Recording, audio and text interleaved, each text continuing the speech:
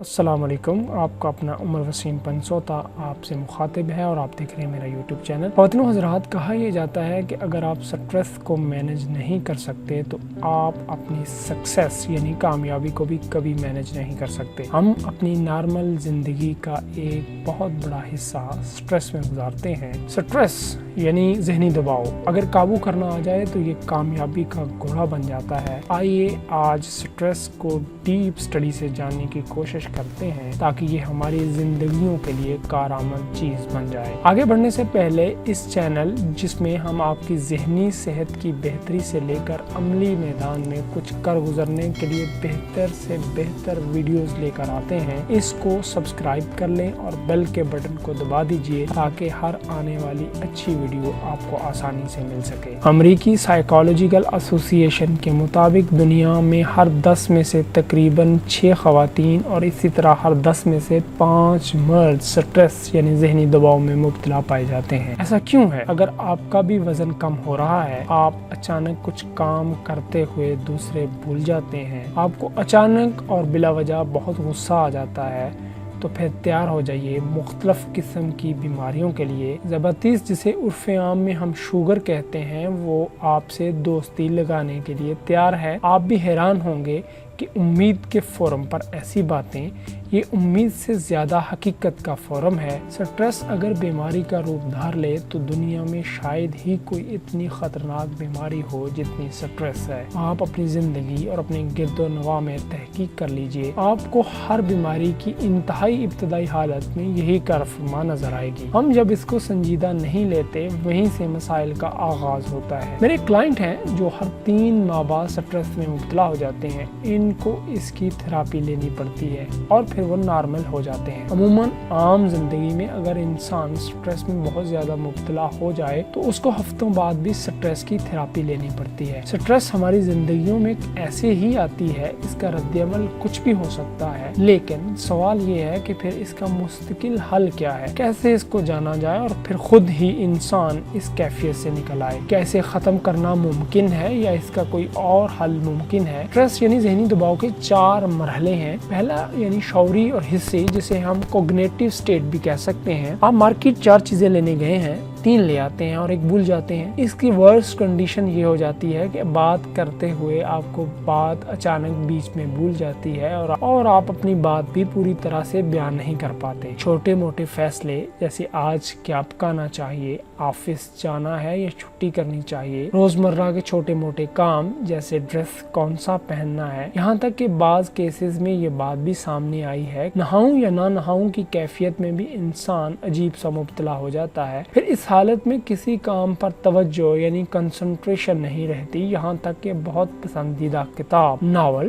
Drama اور film وغیرہ جسے انسان پہلے بہت شوق سے دیکھ رہا ہوتا تھا یا پڑھ رہا ہوتا تھا، اب اس میں دل ہی نہیں کر رہا ہوتا، یا اپنی پسندیدہ ڈش کو بھی کھانے کو دل نہیں کرتا یا کھا رہا ہوتا ہے تو اس میں مزہ نہیں آتا۔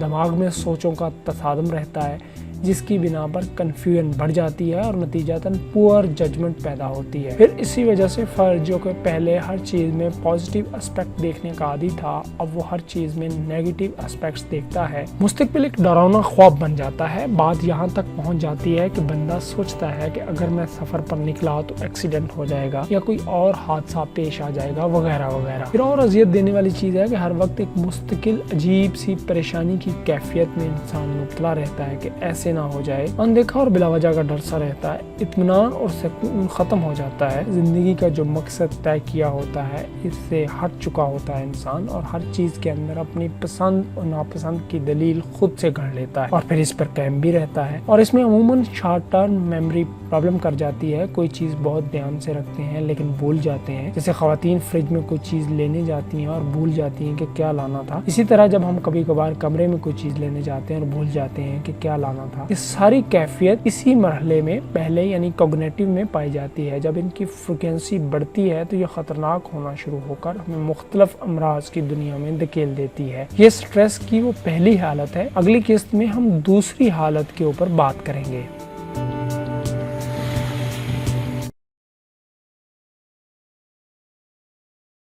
अस्सलाम वालेकुम रहमतुल्लाहि व बरकातहू। ख़वातीन हज़रात, आपका अपना उमर वसीम पंसोता आपसे मुखातब है और आप देख रहे हैं मेरा यूट्यूब चैनल। हमने पिछली वीडियो में स्ट्रेस की बात की। स्ट्रेस जो कि दुनिया की ख़तरनाक तरीन बीमारी है और हर इंसान को ज़िंदगी में इससे बिलज़रूर वास्ता पड़ता है। ज़हनी दबाव यानी स्ट्रेस से खुद निकलने के लिए पहली किस्त में हमने कोग्निटिव यानी हिस्सी स्ट्रेस की बात की। इस दूसरे हिस्से में हम स्ट्रेस की दो हालतों, जज्बाती हालत यानी इमोशनल स्टेट और जिस्मानी हालत यानी फिजिकल स्टेट की बात करेंगे। सबसे पहले देखते हैं जज्बाती हालत यानी इमोशनल स्टेट। इस स्टेज पर हमारी फीलिंग्स यानी महसूसात का सारा खेल होता है। इंसान एहसास और जज्बात की दुनिया में जी रहा होता है। इस हालत में इंसान एक खास कैफियत को अपने ऊपर तारी कर लेता है, यानी मूड का अंदाजा ही नहीं हो पाता कि इसके साथ क्या हो रहा है। मूड में अजीब सी बेचैनी का पाया जाना। इंसान इस हालत में रिलैक्स और सुकून में जाना चाहता है, लेकिन अपनी शौरी कोशिश के बावजूद ये नहीं हो पाता। यानी हर वक्त नामालूम टेंशन जहन पर सवार रहती है। पल में महसूस कर रहा होता है कि मैं बहुत खुश हूँ और अगले ही लम्हे इसे यूं लगता है कि वह दुनिया का तन्हा और नाखुश सा आदमी है। अपने बेगाने से लगते हैं और यूं लगता है कि कोई अपना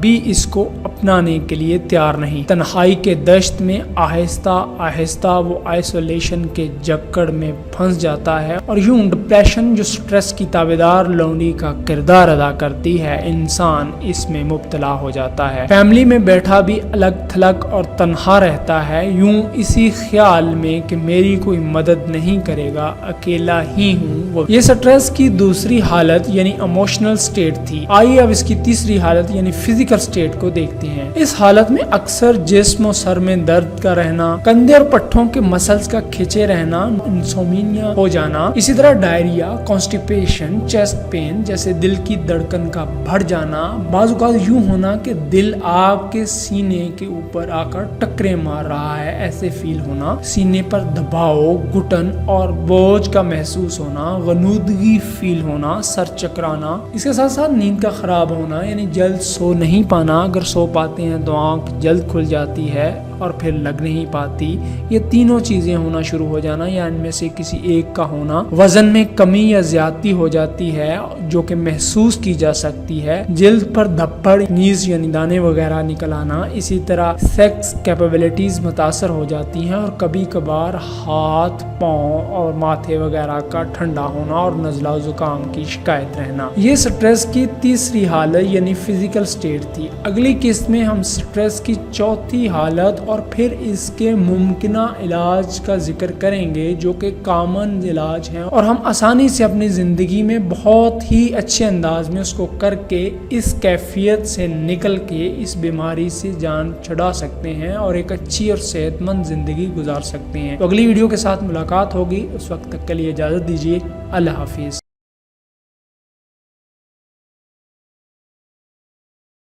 अस्सलाम वालेकुम ख़वातीन व हज़रात, मैं उमर वसीम पंसोता और आप देख रहे हैं मेरा यूट्यूब चैनल। जनाबे वाला हनी फोर्ड ने न सिर्फ अमेरिका बल्कि दुनिया में मोटर इंडस्ट्री में एक नाम पैदा किया। उनका कहना था कि नाकाम होने से आपको एक और मौका मिल जाता है जो कि आपको मजीद ज़हीन कर देता है। हम बात कर रहे हैं स्ट्रेस यानी ज़हनी दबाव के बारे में और इसका हारने के साथ चौली दामन का ताल्लुक है। हमने गुज़श्ता 2 अक़सात में स्ट्रेस की 3 हालतों पर बात की। आज हम चौथी हालत पर बात करेंगे और इसके यकसा यानी कॉमन और मुमकिना हल पर भी बात करेंगे। चौथी हालत यानी बिहेवियरल स्टेट, इसमें रवैये की वो ज़ाहरी हालत जो हमारे अमल में जाहिर होती है, जिसको आपके साथ दूसरा आदमी भी मुशाहिदा कर सकता है। इस हालत में इंसान बहुत ज्यादा खाता है या इसका खाना बहुत कम हो जाता है, बहुत ज्यादा सोना या कम सोना शुरू हो जाता है, अपने आप से दूसरों को आइसोलेट कर लेता है, सुस्ती और काहली की वजह से चुस्त और एक्टिव रहने वाला इंसान भी नकम्मा सा इंसान बन जाता है। अपने आप को रिलैक्स करने के लिए अल्कोहल, सिगरेट, ड्रग्स वगैरह का इस्तेमाल करना शुरू कर देता है। आगे बढ़ने से पहले इस चैनल के बारे में जान लीजिए कि इसके जरिए हम आपकी ज़हनी सेहत की बेहतरी से लेकर अमली मैदान में कुछ कर गुजरने के लिए बेहतर से बेहतर वीडियोस लेकर आते हैं। इसलिए इसको सब्सक्राइब करके बेल के बटन को दबा दीजिए ताकि हर आने वाली अच्छी वीडियो आपको आसानी से मिल सके। नेल बिटिंग यानी नाखून अचानक उतरना वगैरह, किसी एक चीज का बहुत बढ़ जाना, जैसे शॉपिंग है तो वही हो रही है, एक्सरसाइज है तो वही कर रहा है, खाना खा रहा है तो वही खा रहा है, नागहानी सूरत हाल में नॉर्मल हालत से ज्यादा रिएक्शन देता है, छोटी छोटी बातों को बहुत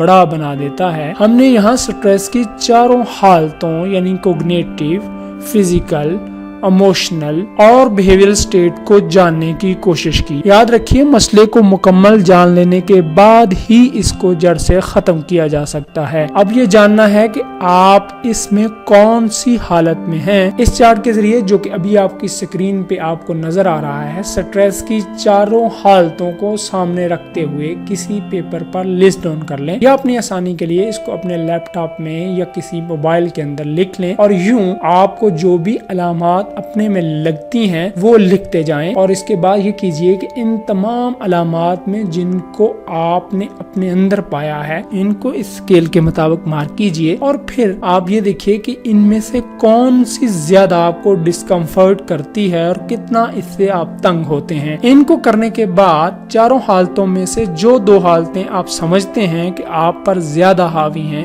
इनको मार्क कीजिए। कुछ लोगों में फिजिकल ज्यादा होती है और इनका स्टमक प्रॉब्लम शुरू कर देता है। इसी तरह कुछ लोगों में इमोशनल सिम्टम्स ज्यादा पाए जाते हैं। ये आपने जानना है कि आप इनमें से कौन सी 2 हालतों में ज्यादा तंग हो रहे हैं, और फिर इसमें भी कैटेगराइज करना है कि इसमें नंबर 1 और नंबर 2 कौन सी है। स्ट्रेस की चारों हालतों से जान छुड़ाने के लिए अलग अलग थेरेपी और तरीके मौजूद हैं, जिसके लिए किसी मुस्तनद काउंसलर या साइकोलॉजिस्ट से राब्ता ज्यादा जरूरी है। लेकिन कुछ चीजें कॉमन हैं, अगर आप इनको कर लें तो उम्मीद है आसानी से इसके हल की तरफ बढ़ा जा सकता है। सबसे पहले तो अपने रोजमर्रा की चीजों को देखते हुए इनकी तरतीब और काम के स्टाइल को बदलें।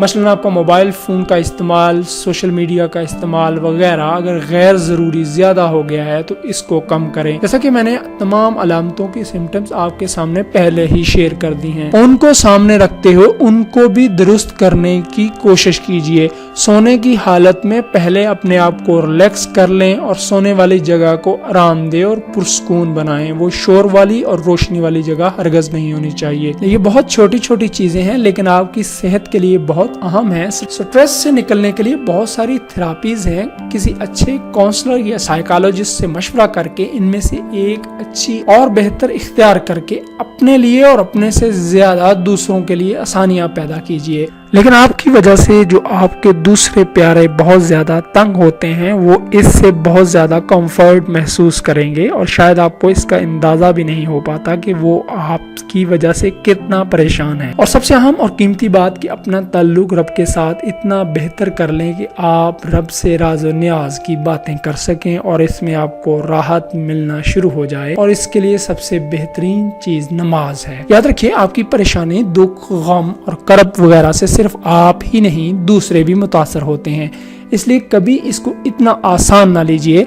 आपकी वजह से दूसरों को अगर कोई फायदा मिल जाए तो ये बहुत बड़ी नेकी है, और इन वीडियोस को बनाने का मकसद भी यही है। इस खतरनाक मर्ज से आप भी और जिन तक ये वीडियोस नहीं पहुंची उन तक भी पहुंचाएं, ताकि खुशियां और जिंदगी की आसानियों का सिलसिला बढ़ जाए, दुखों, परेशानियों और गमों का गिराफ गिर जाए। अपना और अपने अजीजों का ख्याल रखिएगा। अगली वीडियो के साथ हाजिर होऊंगा, उस वक्त तक के लिए इजाजत दीजिए। खुदा हाफिज।